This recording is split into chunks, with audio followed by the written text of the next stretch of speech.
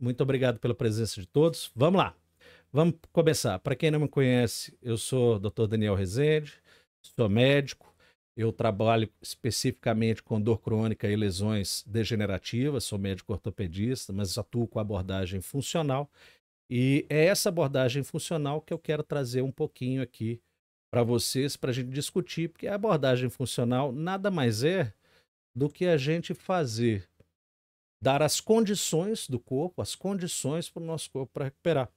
Então, nós vamos falar um pouquinho sobre sono e dor crônica, especificamente na fibromialgia, mas é para todas essas dicas que nós vamos dar para sono aqui, é para todos nós, é importante para todos nós, que parece ser muito simples, e são simples, são realmente simples, mas às vezes muito difícil da gente aplicar na nossa vida. Nós vamos falar um pouquinho da questão da luz, vamos falar do café, vamos falar de suplementos que podem ajudar no sono, os hábitos de higiene que a gente tem que ter para ter um sono adequado. Então, nós vamos falar um bocado de coisas. Nós vamos tentar condensar esse conhecimento para meia hora. É muita coisa. Então, acompanha aí. Quem estiver entrando, acompanha. É uma live, como sempre, rápida, enxuta, onde a gente vai direto ao ponto e fala das coisas importantes. Mas especificamente no sono, muitas vezes nós vamos falar algumas coisas e depois falar mais para frente. Então, quem perdeu o fio da meada vai ficar boiando. Então vamos lá. Por que que o sono é essencial para a nossa saúde? Por que que o sono é essencial? Por que que a gente dorme? Do ponto de vista evolutivo, nem faria muito sentido, porque a gente estaria mais sujeito na selva, né?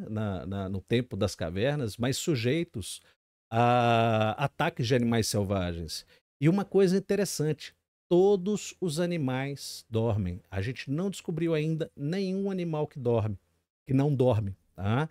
O tubarão, existe uma ideia que a gente não conseguiu ainda filmar dormindo, não conseguiu ainda comprovar que dorme, mas também não conseguiu comprovar que não dorme.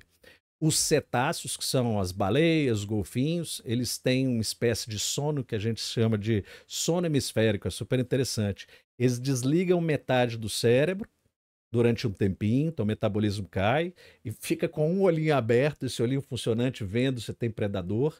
Eles não param de se movimentar, senão afundariam, né? E depois que um lado do cérebro descansa, vai o outro. A girafa é o animal vertebrado com o menor período de sono, são 2 horas. Eu brinco, falo que é por causa daquele pescoção. Se dormisse muito tempo, ia ter torcicolo.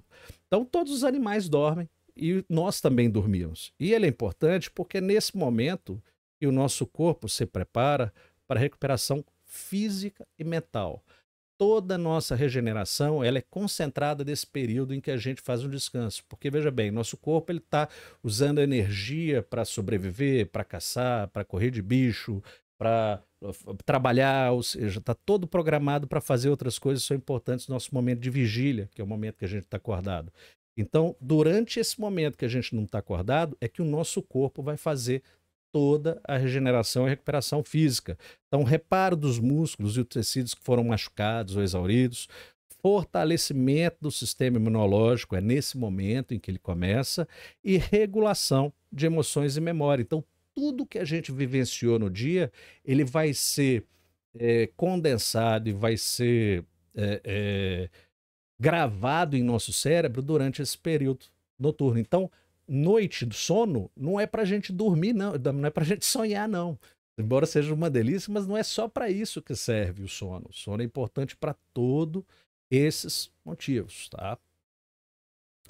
Então, como que a vida desregula o nosso ciclo de sono? O nosso corpo, ele atua de acordo com um ciclo chamado ciclo circadiano. Nosso cérebro, nossos órgãos, eles não têm reloginho para ver que horas são. Então ele usa o quê? A luz do dia, na verdade a luz de um modo geral, para marcar os períodos em que ele tem que ficar ativo e os períodos que o corpo tem que ficar inativo. E essa luz é a luz solar. Então a gente chama isso de ciclo circadiano, que seria o quê? Ciclo de cerca de um dia. Como é que funciona esse ciclo? A gente tem principalmente esses dois hormônios atuando, o cortisol e a melatonina. Então, durante o dia, a melatonina está baixa, à medida que vai anoitecendo, ela vai aumentando. E o cortisol é o contrário, o cortisol vai subindo durante o dia e vai abaixando durante a noite. Então, essa alteração entre esses dois hormônios, eles dão um reloginho para o nosso corpo para que ele possa se programar para ter um ritmo próprio para poder fazer todos os processos metabólicos. E o que que altera esse ciclo? Nós temos algumas coisas como nós vamos falar, mas principalmente luz. A luz é o principal fator disparado. A luz, quando a gente está de manhã, vamos imaginar como nós somos programados. Quando a gente está de manhã, o sol nasce. Esse sol, a gente, no tempo das cavernas, acordava. Esse sol batia nos nossos olhos. Não estou falando que o homem das cavernas olhava para o sol. Mas mesmo na linha do horizonte, e essa luz solar, ela estimula uma partezinha nos nossos olhos, uns nervos nos nossos olhos, chamados nervo supraquiasmático, e ele começa a produzir o cortisol. À medida que vai anoitecendo, que vai passando o dia e vai chegando a noite, esse estímulo vai diminuir da luz, e aí no cortisol nosso vai cair e a melatonina começa a subir. Então, de todos os fatores que podem influenciar o nosso ciclo circadiano, a luz é o principal. E essa luz, ela é tanto natural, a luz solar, quanto as luzes artificiais que o homem criou, né? Então, durante a manhã, se a gente não toma, não fica exposto à luz solar, isso já começa a atrapalhar esse nosso ciclo circadiano. E isso vai atrapalhar o sono. Então, eu sempre falo, a primeira coisa que a gente faz para corrigir o sono, o que que é? É apagar a luz para dormir? É colocar um cobertor? É botar uma música para ninar? Não. O nosso preparo para o sono começa com o raiar do dia. Então é importantíssimo que a gente tenha esse acesso à luz solar, tá? E não importa se é um dia de sol ou se é um dia nublado, o que vai fazer é que, se for um dia de sol, uma exposição de 5 minutos direto na visão do jeito, não estou falando mais uma vez para ninguém olhar em direção ao sol. Se você olhar no horizonte, isso já está sendo um estímulo para esses nervos. Então, de manhã, a gente já começar a acordar e não ir direto para o telefone, não ir direto para o WhatsApp, simplesmente nos primeiros 60 minutos, a gente se expor à luz solar, nós já estamos contribuindo para esse ciclo circadiano, esse ritmo metabólico do nosso corpo, e nós já estamos fazendo um depósito para a nossa noite, que é quando a gente vai colher os frutos desse depósito, dessa poupança para ter um sono adequado. Quanto sol, Daniel, que eu tenho que fazer? 5 minutos. 5 minutos. Nos primeiros 60 minutos, abrir a janela, abrir as cortinas. Se você puder ir direto ao sol, para fora de casa, melhor ainda. Ah, Daniel, eu acordo 4 horas da manhã, não tem sol. Não é a mesma coisa, mas você já começa a estimular um pouquinho, começa a acender as luzes da casa, porque a própria luz artificial, ela já vai estimular um pouquinho essa questão do cortisol. Quando a gente quer essa luz matinal, eu quero fazer o quê? Começar a estimular a produção desse hormônio super importante, a gente já viram que muitas vezes, chamado cortisol. Eu preciso dele para regular o nosso ciclo circadiano. À medida que vai passando o dia. Falei aqui do dia de sol. Dia de sol forte, 5 minutos. Um dia nublado, 10 minutos já é o suficiente, gente. Não precisa ficar 1 hora no sol. Olha para você ver como é que é pouco. É pouca coisa para a gente já começar a estimular esse nosso ciclo natural, esse nosso ritmo natural. Exposição à luz à noite. Não é, eu sempre falo, não é uma questão de escuridão. Não é a escuridão que faz dormir. É a luz que nos incomoda. Porque a luz, ela vai estimular a produção do cortisol, que é um estimulante que aumenta a nossa energia, nos prepara para os desafios do dia, e ela, ao mesmo tempo, diminui a produção da melatonina. E o que eu quero à noite? À noite eu quero que o cortisol fique baixo e a melatonina comece a produzir. Então, quando vai anoitecendo, a gente tem que evitar o excesso de luz. Eu gosto muito de colocar abajures, luzes mais baixas, normalmente não incomoda, não alteram. Usar luz amarela, principalmente, né? Essa luz LED branca, ela costuma estimular mais a nossos olhos, então diminui muito a produção de melatonina. Então, essa exposição à luz da noite, ela é prejudicial a esse ciclo circadiano.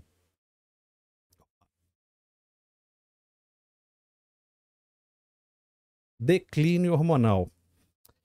À medida que a gente vai envelhecendo, a gente vai diminuindo a produção desse hormôniozinho, chamado melatonina, que não é só o hormônio do sono, viu, gente? Melatonina é importante para a lipólise, para a queima de gordura, ela é importante para o nosso sistema imunológico, mas sim, ele é o nosso hormônio principal para o sono. E aqui eu quero mostrar uma coisa interessante. Quando dá mais ou menos 4 horas da tarde, que seria o período que o sol começa a se pôr, eu começo a produzir a melatonina. E a melatonina, o pico dela, a produção, é lá em torno de meia-noite, 0 horas, e 2 horas da manhã. Por que que isso é interessante, Daniel? Porque tem muita gente que quer suplementar a melatonina e usa melatonina, aquela sublingual. A melatonina sublingual, o que que eu vou ter com ela? Eu vou aumentar, vamos imaginar que eu tomei lá 8 horas da noite. Eu vou ter ela alta durante logo que o momento que eu tomei e ela começa a cair. Ou seja, o momento que ela tinha que estar alto, que é no meio do sono, ela já se foi. Então, nós vamos falar um pouquinho mais para frente de suplemento, mas se você for tomar melatonina, a melhor forma hoje é a chamada dual ou duo, em que uma parte é liberada logo na hora que você toma o suplemento e uma outra parte, em torno de 60%, normalmente a gente faz 40% na primeira hora e 60% entre 2 a 4 horas depois, tentando fazer o quê? Tentando fazer essa curva mais parecida com a natural. E é muito comum com declínio hormonal a gente ter que fazer um apoio com a melatonina. Eu sou fã da melatonina, mas melatonina sempre dessa forma dual, ou uma forma que a americana ainda não vi no Brasil, que chama timed release, ou seja, eu tenho uma forma de fazer com que ela mantenha essa curva mais natural.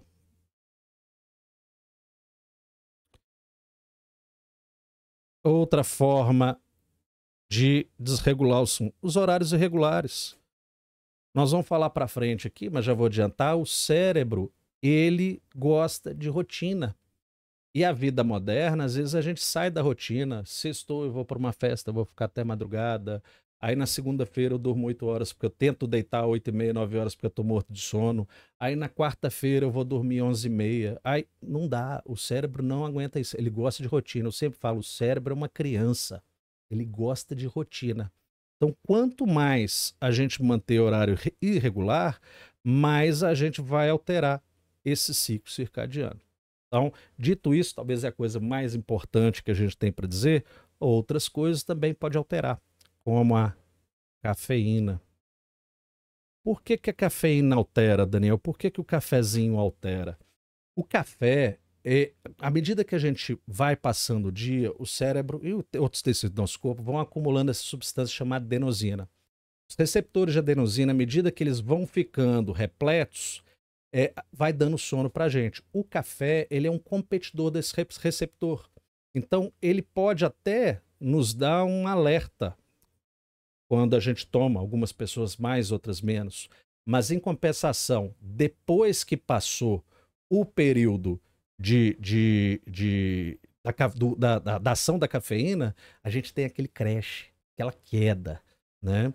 Então, a cafeína, para quem precisa, às vezes, de cafeína para dar uma energia durante o dia, o ideal é evitar que tome depois de 2 horas da tarde. Justamente para a gente não afetar a formação e a ligação dessa substância chamada adenosina no cérebro, tá? Tem pessoas que são mais sensíveis, tem pessoas que são menos sensíveis. A minha esposa, a Rafaela, ela, por exemplo, não é nada sensível. Eu acho que ela pode deitar com a caneca de café na boca bebendo que ela dorme. Eu já sou super sensível. Se eu tomo depois de 2, 3 horas da tarde, com certeza vai afetar o meu sono. Então a cafeína é um problema porque nós somos bebedores de café, principalmente o brasileiro. É café o tempo todo. E antigamente a gente não tomava aquele café no copinho. Hoje nós pegamos esse hábito americano, daquelas xícaras de todo tamanho. É muita cafeína. Então isso também atrapalha. vamos falar um pouquinho da fase do sono e suas funções, tá? O sono, basicamente, ele vai ter duas fases, que tem a ver, que a gente classifica com os movimentos dos olhos. Então, é o sono REM, que seria o sono que tem um movimento rápido dos olhos, e o sono não REM. Se a gente vê aqui na arquitetura do sono, como é que é o processo? Ele não é uma linha reta ou um gráfico que a gente fala curva de Bell invertido, nada. Ele é feito com vários ciclos durante a noite inteira. Ciclos entre um sono profundo, que é o sono não REM, e ciclos com o sono REM, que é um sono mais leve. E a fase não REM, esse sono profundo, ele é um dos mais importantes para a gente ter uma recuperação do tecido músculo-esquelético, recuperação muscular. E no pessoa com dor crônica, principalmente fibromialgia, essa fase profunda, esse estágio profundo, ele é muito prejudicado. A fase REM, eu sempre falo, REM significa regulação de emoções e memórias, REM, né? É nesse momento aqui da fase do sono de movimentos rápidos dos olhos, em que a gente tem a fixação do que a gente passou pelo dia, como a gente vai comprometer, como a gente vai guardar essas informações. Então, essas duas fases são importantes. A gente tem alguns estágios em cada um, mas aí a gente poderia até aprofundar numa outra live sobre isso, mas são duas coisas importantes. Primeiro, não basta só a hora de sono. Eu tenho que alcançar o sono profundo para que seja um sono de qualidade. Segundo, esse sono é feito em ciclos, ele é em ciclos entre sono profundo e superficial, sono profundo, superficial, sono profundo, superficial. Se eu não tenho esse ciclo, se eu estou entrando na fase de sono mais superficial, que é a fase REM, mas eu não consigo aprofundar no sono para a fase não REM, o que acontece? Eu não tenho esse ciclo, então eu não tenho um sono de qualidade. E a pessoa que sofre de dor crônica, a fibromialgia principalmente, que é uma doença que é muito associada a problemas de distúrbio do sono, ela tem muita dificuldade de entrar nesse estágio profundo.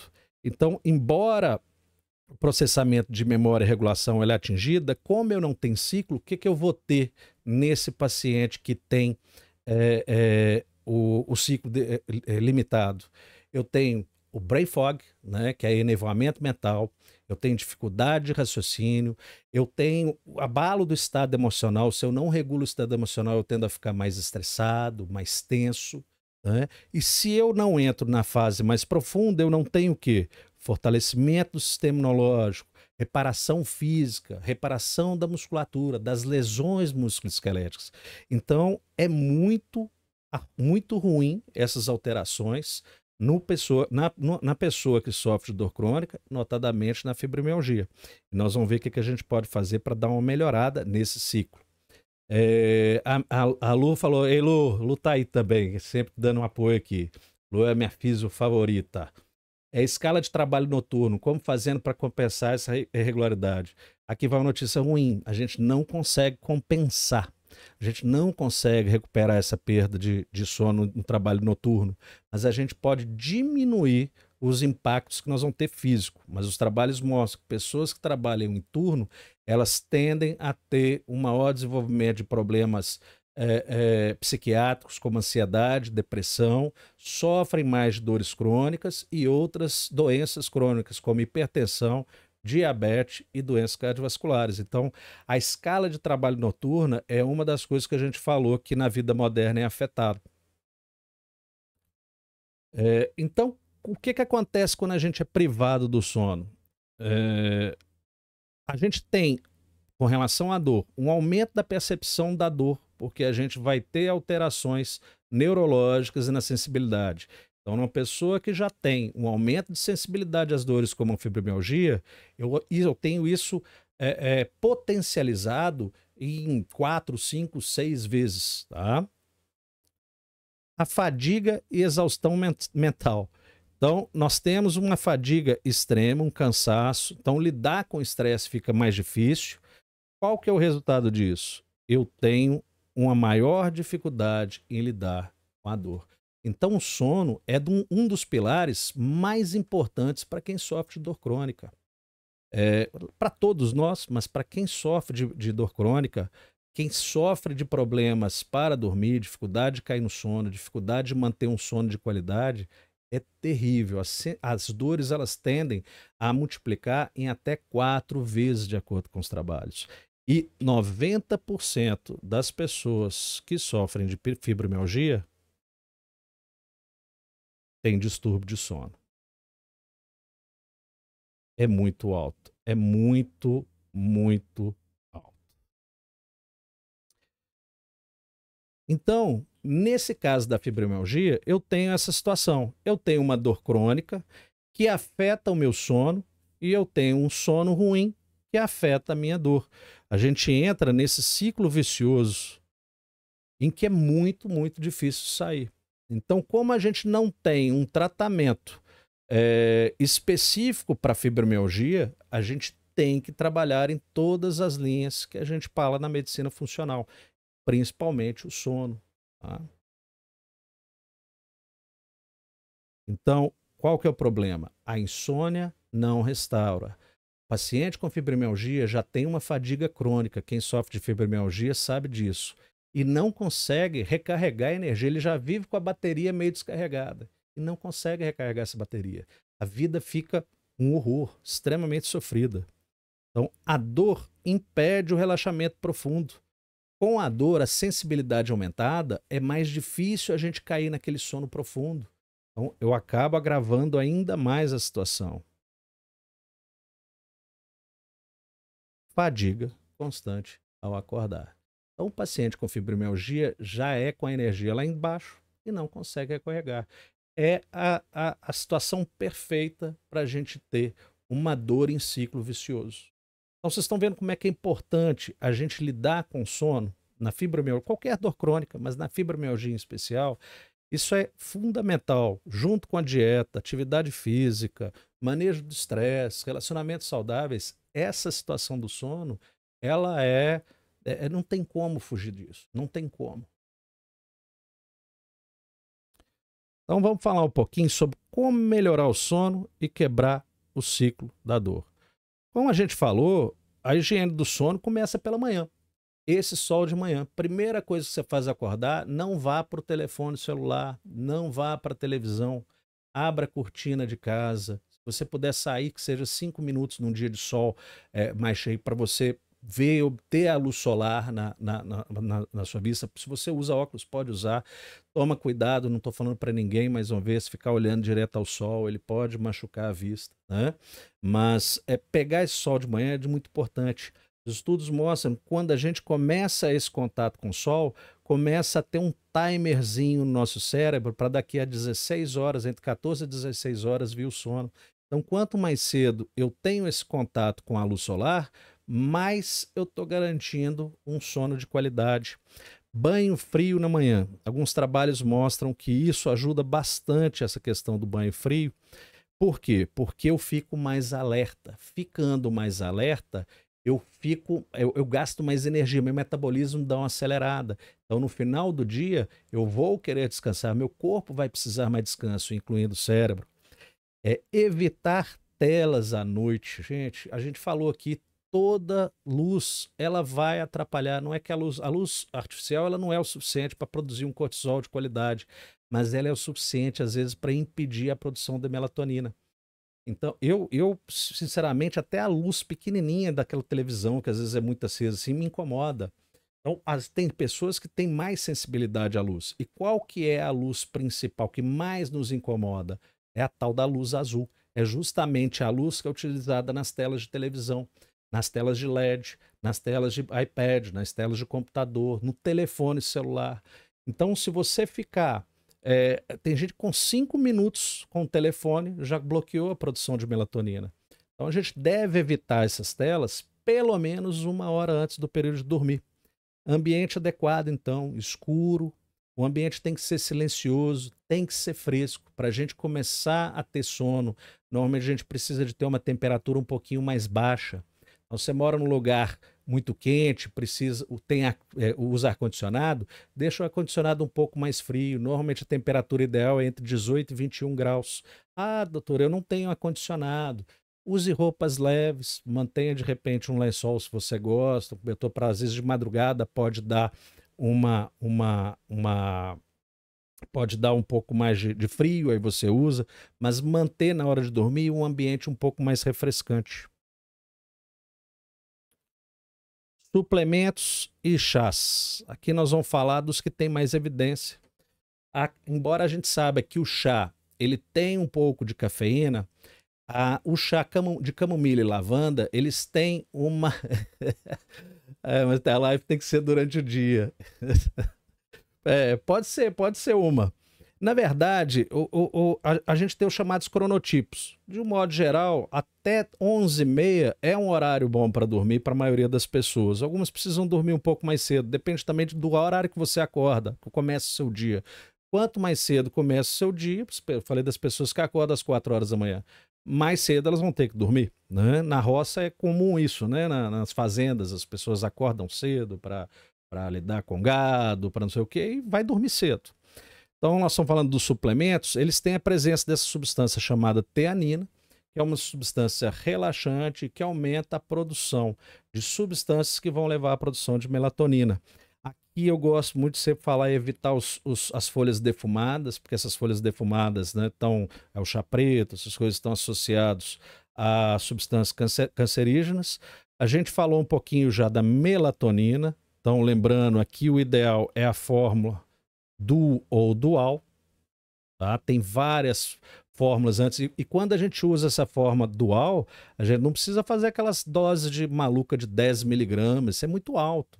É 0,2, 1 miligrama, 2 miligramas. Se for nessa fórmula, é mais do que o suficiente.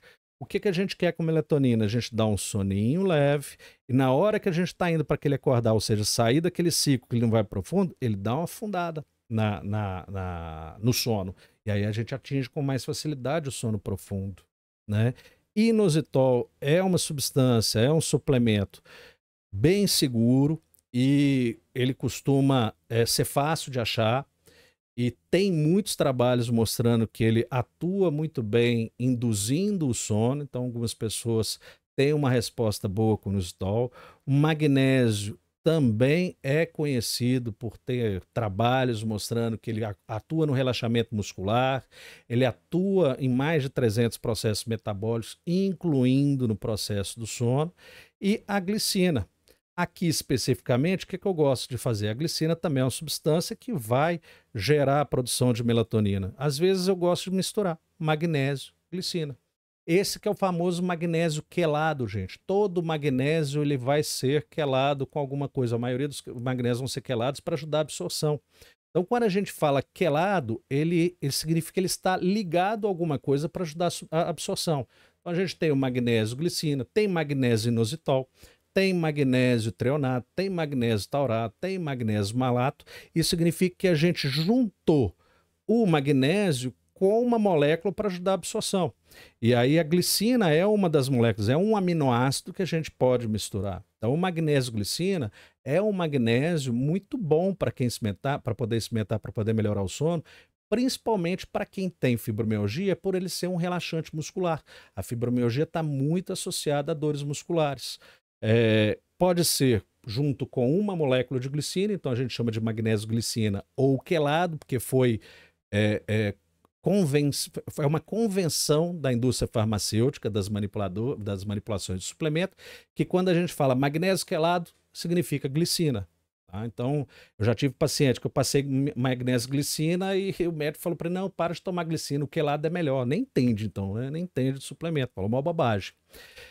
Qual que é a dosagem? Entre 200 a 450 miligramas, a maioria das pessoas vai ter um efeito, vai tomar somente à noite. Tá? O magnésio, ele costuma ser bem seguro, né? Essas doses são bem tranquilas para ser experimentada. O maior efeito que pode ter de complicação, às vezes é uma alteração intestinal, o intestino ficar um pouquinho solto, mas com uma dosagem mais baixa, vale a pena experimentar.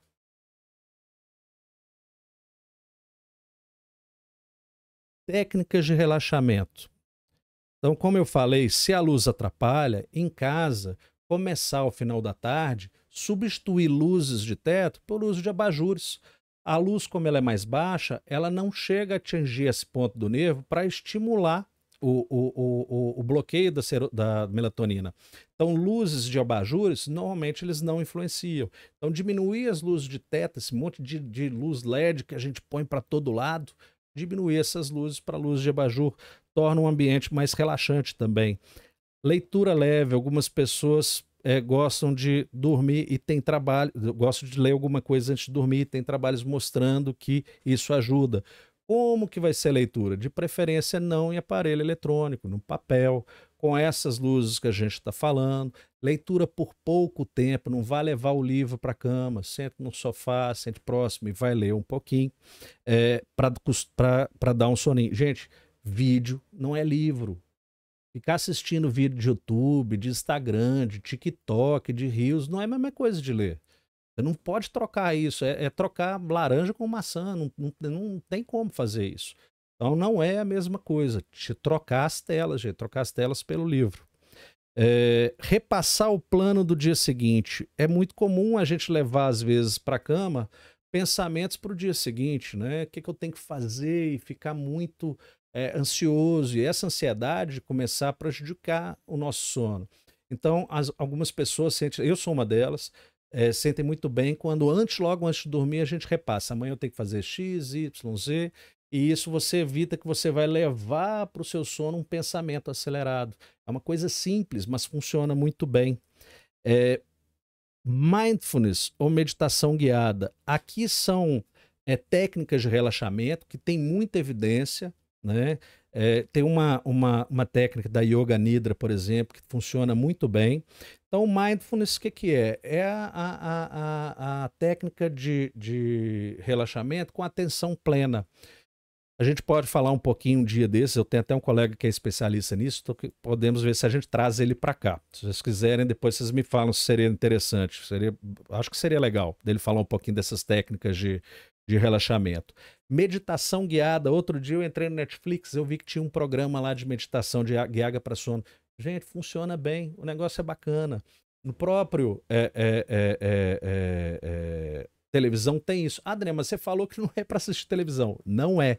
Você vai lá, vai assistir cedo e vai aprender as técnicas e vai levar para sua cama. Você não vai fazer esse estudo no YouTube, gente, antes de dormir. Não vai dar certo. Você não vai conseguir fazer um mindfulness para dormir com a telinha na tua cara. Pelo amor de Deus, hein? E aqui eu sempre gosto de falar, o sono ele é muito complexo. A gente tentou facilitar um pouquinho o conhecimento, e é muita coisa para ser dita. Mas algumas pessoas precisam de uma atenção especial, porque a gente tem outras situações que podem dificultar o sono, como a apneia do sono, na fibromialgia, a síndrome das pernas irrequietas, que é uma síndrome que a pessoa não consegue ficar com a perninha parada para dormir. Como é que o cérebro vai chegar num ponto de sono se a pessoa não para quieta? E às vezes precisa sim de medicação e outros tratamentos, como terapia cognitivo-comportamental, e às vezes é preciso fazer um exame chamado polissonografia, que eu sou fã, eu acho que ajuda muito, que é um estudo do sono. É um estudo em que a gente vai ser vistoriado todo o nosso sono. Se a gente chega, a gente vai na clínica, a gente vai dormir nessa clínica, e nessa clínica nós vamos ser monitorizados e nós vamos ver a pressão arterial, o ritmo cerebral, se você atingiu ou não o sono REM. Então, polissonografia é um exame muito, muito importante. Vamos lá. Nós falamos um bocado de coisa, a pessoa falou, Daniel, ok, como que eu vou começar? Como que eu vou começar? Primeira coisa, manter horário consistente. A gente falou disso. O cérebro é fã de rotina. Nosso cérebro é uma criança. Ele precisa de rotina. Quanto mais a gente vai dando as rotinas para ele, mais ele vai aprendendo a agir da forma como a gente quer. Então mantenha horário consistente, o máximo possível, a hora de acordar, a hora de você levantar, já vai ali para o sol, a hora de você dormir, o ambiente que você vai dormir. Quanto mais a gente manter consistência nessa rotina, e o ideal é que nossos sonos tenham pelo menos 80% sejam consistentes com a rotina, porque a gente sabe, a vida, ela se impõe. Então, tem vezes que não dá certo, a gente não consegue dormir, mas almeje 80% dos seus sonos serem de qualidade, serem numa rotina. Quanto mais a gente fizer isso, mais o nosso cérebro aprende, mais ele fica craque. Literalmente, ele fica craque em dormir. Sol pela manhã. Gente, não podemos esquecer isso. A nossa higiene, a nossa rotina do sono não começa no escurecer, ele começa no amanhecer. Acordou de manhã, nos primeiros 60 minutos, busque a luz solar. Abra as cortinas, abra a janela. Se você puder sair um pouquinho de casa, saia. Quanto tempo? 5 minutos num dia de sol, 10 minutos num dia mais nublado, já é o suficiente para a gente ter o estímulo da produção do cortisol e começar aquele timerzinho que a gente falou para ter o sono à noite. Então, nossa higiene começa de manhã, o nosso sono começa de manhã. Evitar cafeína após 14 horas ou refeições pesadas à noite. A cafeína a gente falou, a cafeína ela é muito específica para algumas pessoas, mas se você tem uma dúvida, às 2 horas da tarde, não tome mais café. Zero, zero de café, né? Refeição pesada à noite, por que a refeição pesada à noite não é uma boa para o sono? A gente até sente, de repente, comeu muito, eu vou dormir, que eu estou caindo. Não, a energia, todo o seu corpo está concentrado, a vascularização sanguínea, o metabolismo, em consumir aquele alimento, transformar aquele alimento em energia. Nós vamos tirar a energia, nós vamos tirar o processo metabólico do nosso corpo de onde precisa para reduzir, para consumir aquele alimento. Então, refeições leves antes de dormir. Quanto mais leve, melhor. Criar um ambiente propício ao sono. Escuro, fresco, silencioso. São essas 3 coisas que é preciso para dormir. Por que escuro? Porque quando tem alguma iluminação, a gente diminui a produção de melatonina. Por que fresco? Porque nosso corpo precisa diminuir um pouquinho a temperatura para a gente começar a ter uma indução do sono. Por que silencioso? Porque se a gente tem estímulo, né, vamos colocar aqui no caso, de audição, isso vai atrapalhar nosso cérebro a atingir o sono. E por último, gente, isso cada vez mais importante, parece bobagem, mas não é. Sem telas à noite. Nós temos que aprender a cortar o uso de telefone celular, de televisão, pelo menos 1 hora antes de dormir. Se a gente começar a fazer só isso aqui, você já está fazendo 90% do que você pode fazer para a gente conseguir ter um sono de qualidade. Mais do que suplemento, mais do que ficar tomando remédio para dormir, mais do que ficar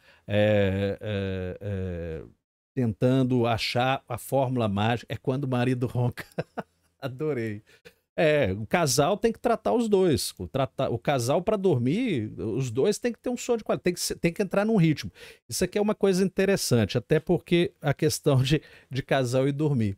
À medida que a gente vai atingindo o declínio hormonal, então eu e minha esposa, nós somos um casal entre 40 e 50 anos, eu tô mais para 50, ela tá mais para os 40. E o que está acontecendo? Nós dois estamos entrando no declínio hormonal. Estão lá no auge do declínio hormonal. Eu era calorento, então queria dormir só de calça, ar-condicionado no talo, e ela morria de frio. Hoje está ao contrário. Ela já está com frio, então ela quer botar o ar-condicionado no talo. Eu dormia de pijama, de manga comprida, calça comprida na Bahia, em Porto Seguro.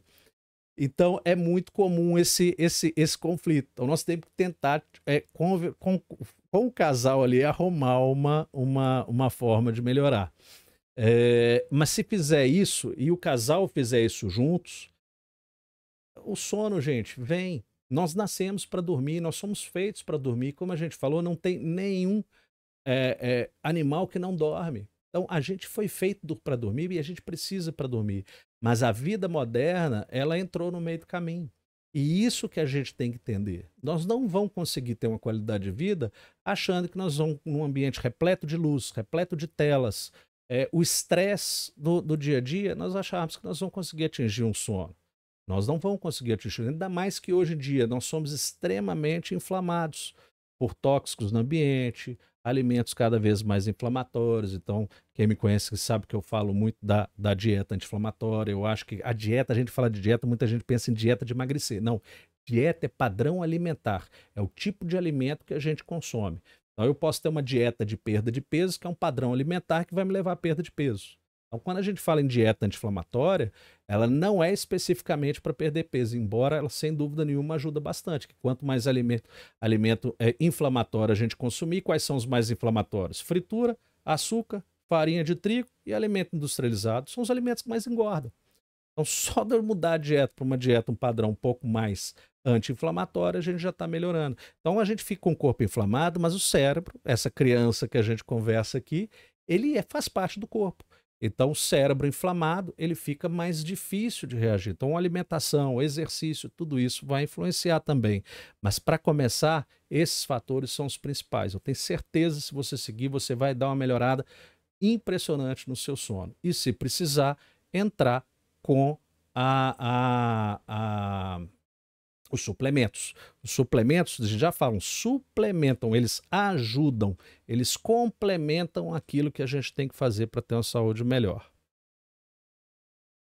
Aqui é o último aqui, eu ainda vou falar só uma coisa aqui, é do livro, tá? Toda a live eu comprometi que eu vou fazer trazer para uma coisa, um benefício para quem ficou aqui até o final. Então, o livro sobre dieta anti-inflamatória, que inclusive a gente falou muito sobre qual seria a forma do livro físico e tudo.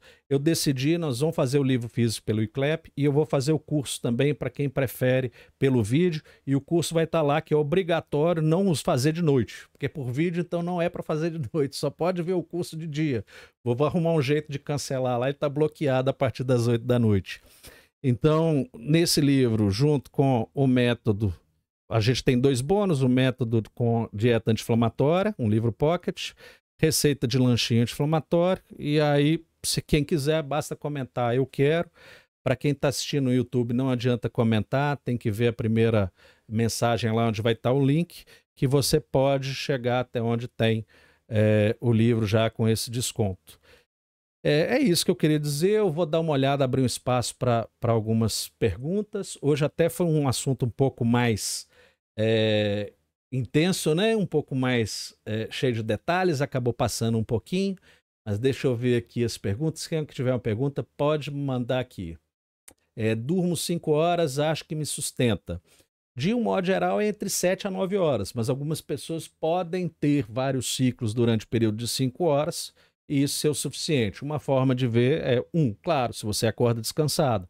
Se você não acorda descansado, tem dúvida se isso está sendo suficiente, o exame de polissonografia pode mostrar se isso ajuda.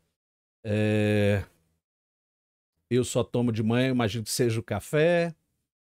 Não sei mais lidar com minha fadiga, prejudica muito meu trabalho. Realmente, estamos todos muito cansados, né? Muita informação, um ritmo de vida muito pesado. A gente achou que com a modernidade, cada vez mais a gente fosse ficar mais tranquilo na nossa vida, parece que fica cada vez mais difícil, né? Eu brinquei, teve esse vídeo do Elon Musk aí, mostrando os robôs. Eu não sei, eu tô achando que nós vamos acabar trabalhando para os robôs e eles vão ficar sentadinhos em casa. Eu acho que a tecnologia não está nos ajudando muito nos últimos tempos, não.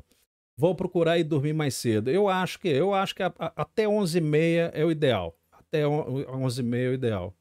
O banho frio, para quem tem fibromialgia, a dor muscular aumenta, pelo menos no meu caso. Dani, é uma coisa muito individual, né? A gente sempre fala, não tem uma fórmula pronta para todas. E o banho frio, ele não é muito para a questão da fibromialgia, é para a gente melhorar o nosso despertar, para a gente ficar mais ativo durante o dia. Se o banho frio te prejudica, não tem problema nenhum não tomar, né? A live tem que ser durante o dia, a gente falou disso. Chá de erva doce com camomila, muito bom também. Eu tomo magnésio bisglicinato, muito bom, tanto vasoglicina quanto bisglicinato. A vantagem do bisglicinato é que ele libera uma molécula a mais, então ele tem um dobro de glicina que pode ajudar. Depois eu comprar inositol. Compra, tenta, não é difícil de achar e é muito bom. Eu coloco lâmpada vermelha na abajur. Essas lâmpadas halógenas, amareladas, já são suficientes. Tenho síndrome Henriqueta, como melhorar? Olha, a gente pode até conversar um pouquinho disso, porque é toda uma questão diferente. Síndrome da perna irrequieta, normalmente a gente tem que entrar inicialmente com medicação até a gente conseguir melhorar, tá? Se você quiser, você pode me mandar uma mensagem que talvez eu fique, ou se quiser marcar uma consulta online, só digitar aí que minha robozinha põe consulta online, que ela manda um link para você explicando como é que é, a gente pode conversar especificamente sobre o seu caso, tá bom? Pode ser no quintal de casa só? Pode ser, fantástico, pode ser. Só como algumas coisas até às 18 horas, se você dorme cedo, é isso aí mesmo. Eu também gosto de comer só até às 8 horas da noite. Sem telas à noite tá difícil abandonar. Laura, é hábito, Laura. Hábito, a gente tem que criar uma rotina, tem que criar um compromisso de fazer, e quando a gente faz algumas vezes, normalmente depois de 10 semanas, isso vira rotina, vira um hábito. Dá para abandonar sim, a gente não nasceu com tablet na mão, nem com telefone, nem com a telefone na mão. Consegue sim, acredita em você. O aumento do índice de jovens com TDAH, sobre o uso de melatonina para regular o sono.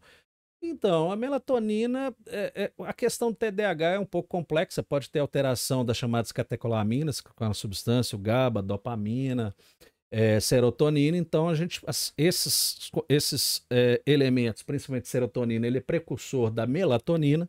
Então, pode ser que um caso ou outro pode ser usado.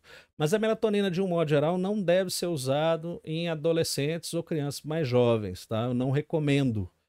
Se tiver com alguma dificuldade de sono, outras alternativas, como usar o triptofano, o 5-hidroxitriptofano ou GABA, pode ser melhor. Mas aí é toda uma outra questão de TDAH, que é bem específico. Exercício à noite perto da hora de dormir é benéfico ou não? Depende quanto tempo perto, tá? O ideal é evitar exercício 2 horas antes de dormir, porque ele vai estimular e vai ficar mais difícil de dormir, tá? Às vezes, se for um exercício mais leve, como uma caminhada, que libera essa substância chamada endorfina, que relaxa, pode até ajudar, mas normalmente é uma caminhada bem levinha, não seria bem um exercício. Ômega 3 melhora as dores? Muitos trabalhos mostrando que o ômega 3 tem um potencial anti-inflamatório e alívio de dor muito grande. O ômega 3, por ser uma substância que normalmente a gente pode estar baixo na nossa dieta, principalmente no padrão alimentar do brasileiro, não custa nada experimentar. Hoje mesmo eu prescrevi para uma paciente com uma dor lombar crônica, uma discopatia, é uma dor leve, ela tem uma lesão, não tem muita dificuldade. Emanuele, tem desconto para compra do livro físico? Então, Emanuele, o livro físico não deve demorar muito, não. Eu tinha olhado primeiro, eu ia fazer no Amazon, mas a Amazon ela produz o livro lá nos Estados Unidos, aí o frete para cá. Então ficaria, só de frete ficaria 2, 3 vezes o valor do livro. Então eu entrei agora com uma outra, uma pessoa me deu uma dica aqui muito boa com essa empresa aqui no Brasil, nós já passamos para eles, estão começando a produzir, eu acredito que em novembro, até o mês de novembro a gente já vai ter para enviar, porque eu entendo que nem todo mundo gosta de ler o livro eletrônico, enfim, eu entendo perfeitamente, tá bom? Bom, é isso. Se não existe mais perguntas, vamos todos então hoje apagar as luzes, nada de televisão, acabou agora a tela de vídeo, acabou a live, acabou o Instagram, nada de ficar rolando. Botar o quarto escuro, o ambiente mais fresco, silencioso, para a gente começar esse processo de criar uma rotina mais saudável para o sono. É bom para todo mundo, mas é fundamental para quem sofre de fibromialgia. Eu agradeço a todos pela presença, um beijo, fiquem com Deus e excelente semana.